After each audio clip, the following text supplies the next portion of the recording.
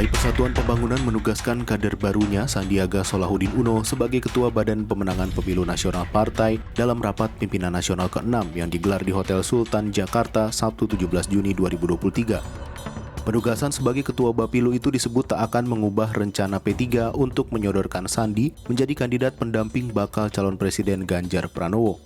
Tugas Sandi kemudian dijabarkan dalam surat keputusan yang diserahkan langsung oleh pelaksana tugas Ketua Umum P3 Muhammad Mardiono. Dalam surat keputusan itu tertulis tugas Sandiaga Uno selaku Ketua Bapilu Nasional P3, yakni memimpin program strategis pemenangan P3 pada pemilu 2024. Timnas 6 Partai Persatuan Bangunan menugaskan Saudara Haji Sandiaga Salahuddin Uno sebagai Ketua Badan Pemenangan Pemilu Nasional.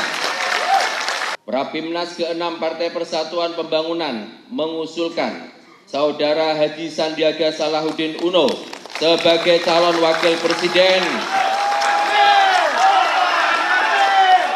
untuk mendampingi calon presiden Ganjar Pranowo dalam pemilihan umum tahun 2024.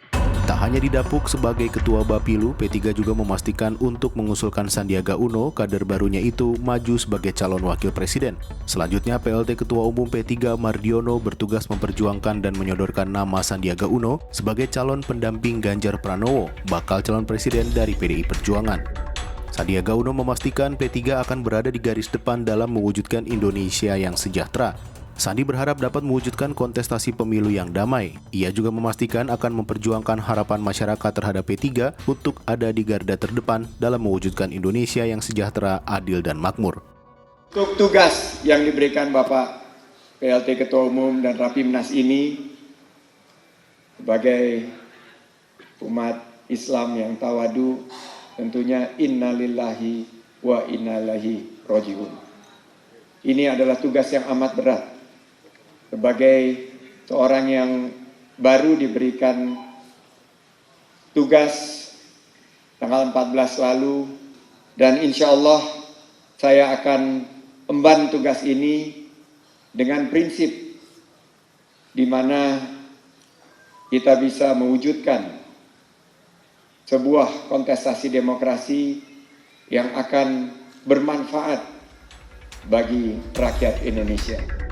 Sementara itu, pengajar ilmu politik Universitas Paramadina Ahmad Khairul Umam mengatakan munculnya sosok Sandi di partai berlambang Ka'bah itu berpeluang mengubah citra parpol yang kuno dan konservatif menjadi semakin muda.